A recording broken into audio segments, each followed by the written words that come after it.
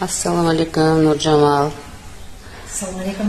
Nurjamol, qani oyog'ingizda stilkangiz bormi? Ko'rsating-chi. Stilkasiz o'rningiz ko'rsiz. Stilka bor. Mana stilkangiz bor ekan. Stilkani qachondan beri kiyasiz? Qanaqa natijalar ko'rdingiz? Stilkani 1,5 yildan beri kiyaman. Buni kiygandan keyin hamma og'riqlarim qoldi, tiza og'rirdi, belim og'rirdi. Shu stilkani kiydim, bir haftada tiza og'riqdan qoldim. Уже 1 oyda bel og'rig'i qoldi. Shundan buyon hozir energichniy, og'riqsiz, не знаю, это чудо. Qanaqa kasallarga yordam berar ekan bu? Ayta olasizmi? Menda valgusim bor edi.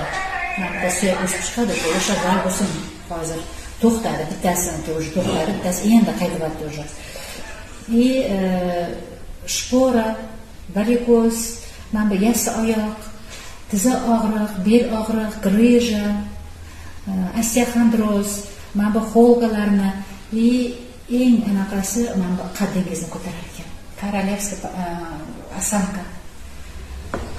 Charchoq yo'q. Buni kiyganingizdan keyin charchoq bo'lmaydi. Energichniy yurasiz.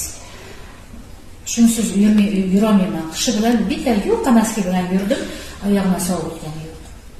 Hammaga tavsiya qilamizmi? Tavsiya qilamiz. Hammasi olib kiyish kerak.